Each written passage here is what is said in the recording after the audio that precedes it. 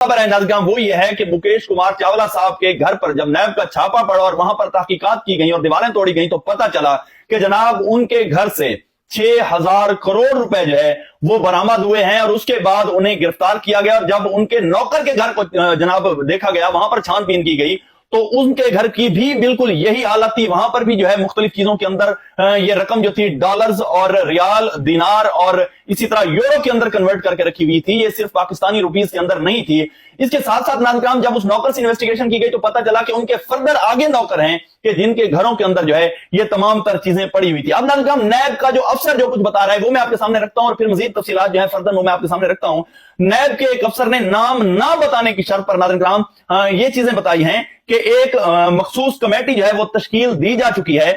जो इंतहाई तेजी से इंक्वायरी कर रही है। इल्जामात के बारे में बात करते हुए उन्होंने बताया कि इख्तियारात के नाजायज इस्तेमाल और करप्शन समेत कई इल्जामात है और नैब सिर्फ सबूतों और दस्तावेजात पर इन्हिसार करता है, इसीलिए हम अदालत में मजबूती से खड़े हो सकते हैं। यानी वो ये कहते हैं कि हमारे पास इतने सबूत हैं जो नाकाबिले तरदीद हैं और हम मजबूती से जो है अदालत के अंदर खड़े हो सकते हैं। अफसर ने खबरदार किया कि नैब के सामने पेश न होने के नतीजे में न सिर्फ गिरफ्तारियां हो सकती हैं बल्कि ये इजाफी कानूनी इकदाम पर अमल दरामद भी हो सकता है। चावला का नाम ECL में डाल दिया गया है और मजे की बात यह है कि चावला साहब के साथ साथ वो जो 60 अफसरान गिरफ्तार हुए हैं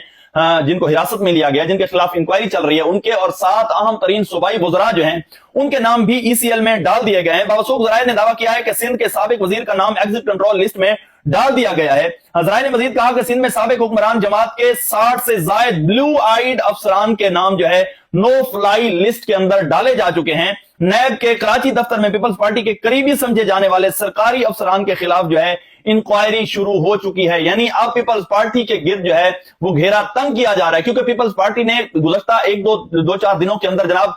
बड़ा जोर लगाया है कि इलेक्शन 90 रोज के अंदर अंदर होना चाहिए। तो जाहिर सी बात है उसकी जो है उसका जवाब उन्हें ईंट का जवाब पत्थर से दिया जा रहा है। और अब की बार जो और खबर है नाज़रीन दिलचस्प वो ये है कि जरदारी साहब पहले ही दुबई जा चुके थे और अब की बार बिलावल साहब भी कल से वहां पर पहुंच चुके हैं और उन्होंने वहां जाकर ये बाकायदा नोटिफिकेशन जारी किया है कि जनाब जब तक इंतखाबात नहीं होंगे, यानी जब तक क्लियरेंस नहीं मिलेगी, दूसरे लफ्जों में यूं कह लें, तब तक बिलावल साहब और जरदारी साहब जो है वो वतन पाकिस्तान तशरीफ नहीं लाएंगे। वो वहीं पर अपने यूं समझ लें कि आबाई गांव दुबई के अंदर जो है पुरसकून जनाब वहां पर रहेंगे और ऐशो इशरत के जो है वो मजे लेंगे। अब आते हैं